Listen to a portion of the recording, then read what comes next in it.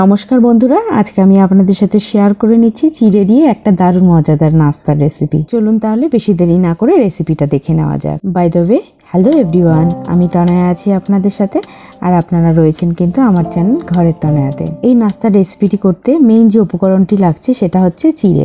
এখানে আমি 1 বাটি পরিমাণে চিড়ে নিয়ে নিয়েছি। চিড়েটাকে আমি মিক্সার গ্রাইন্ডারে নিয়ে নেব এবং ভালো করে ব্লেন্ড করে নেব। দেখুন, ঠিক এইভাবে মিহি একটা ব্লেন্ড আমি করে নেব, পুরো মনে হবে যেন সুজির মতন। আর এরই সাথে নিয়ে নিচ্ছি একটা আলু। এখানে আমি কিন্তু কাঁচা আলু ব্যবহার করেছি। এখন আলুটাকে একটা গ্রেটার দিয়ে ভালো করে ঘষে নেব। আপনারা কিন্তু আলু এবং চিড়ের পরিমাণ আপনাদের পরিমাণ অনুযায়ী কম বেশি করে নেবেন। আলুটা ভালো করে ঘষে নিয়ে বেশ 3 থেকে 4 বার জল পাল্টিয়ে ভালো করে আলুটাকে ধুয়ে নিতে হবে, যাতে আলুর মধ্যে যে স্টার্চগুলো থাকে সেগুলো যাতে ভালো করে বেরিয়ে যায়।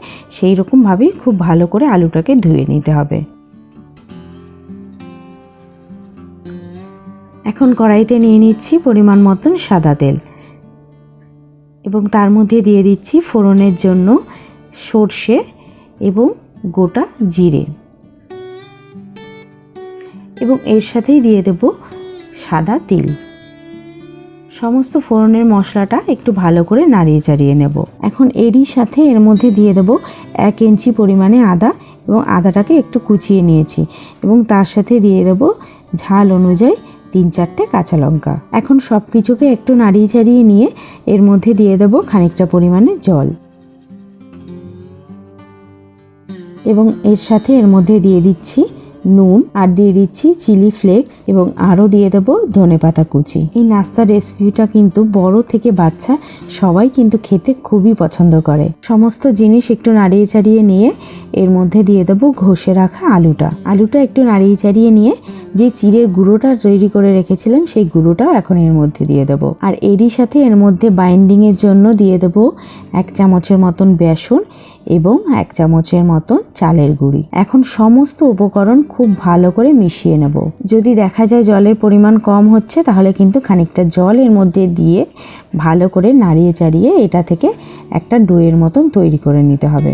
দেখুন, ভিডিওতে আমি যেরকম দেখিয়েছি ঠিক এই রকম পর্যায়ে কিন্তু আসলে বুঝবেন এটা একদম রেডি হয়ে গেছে। এখন এর উপর থেকে ছড়িয়ে দেব 1 চামচ গরম মশলার গুঁড়ো। গরম মশলার গুঁড়োটা ব্যবহার করলে কিন্তু এর সেন্টটা ভীষণ সুন্দর আসে। এখানে আমি স্টিলের একটা থালা নিয়ে নিয়েছি, এবং থালার ওপরে একটু অয়েল দিয়ে ভালো করে লাগিয়ে নিয়েছি, এবং এর ওপরে যে মিশ্রণটা তৈরি করেছি সেই মিশ্রণটাকে দিয়ে দেব, এবং একটা হাতা বা হাতের সাহায্যে এটাকে ভালো করে চেপে চেপে একটা শেপ তৈরি করে নেব। এই কাজটা কিন্তু এটা গরম থাকতে থাকতেই করতে হবে। ঠান্ডা হয়ে গেলে কিন্তু এই শেপটা করা যাবে না, তাই অবশ্যই হালকা গরম থাকা অবস্থাতেই এটা কিন্তু করতে হবে। এটা ঠান্ডা হয়ে সেট হয়ে গেলেই কিন্তু এটা থেকে এবার পিস কেটে নেব। তার আগে এর উপর থেকে আরও একটু পরিমাণে খানিকটা সাদা তেল ছড়িয়ে নেব। এখন একটা ছুরি দিয়ে আমি এটা থেকে ছোট ছোট পিস করে নেব। আপনারা কিন্তু আপনাদের ইচ্ছে মতন এটা থেকে পিস করে নিতে পারেন। ছুরি দিয়ে খুব আস্তে আস্তে কিন্তু এই শেপগুলোকে করে নিতে হবে। খেয়াল রাখতে হবে যাতে ভেঙে না যায়। আমি এখানে ছোট ছোট সুন্দর শেপ করে কেটে নিয়েছি।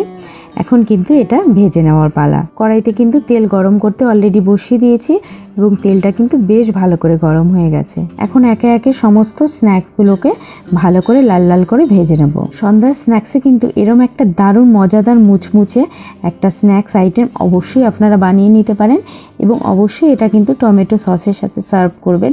খেতে কিন্তু দারুণ লাগবে। আমার ভিডিওগুলো ভালো লাগলে কিন্তু অবশ্যই লাইক করবেন, কমেন্ট করবেন, শেয়ার করবেন, এবং আমার চ্যানেলে নতুন হয়ে থাকলে কিন্তু অবশ্যই চ্যানেলটাকে প্লিজ সাবস্ক্রাইব করে দেবেন। সবসময় আমার এভাবেই পাশে থাকবেন, সাথে থাকবেন। আবার দেখা হচ্ছে নতুন কোনো রেসিপি নিয়ে। এখনকার মতন টাটা।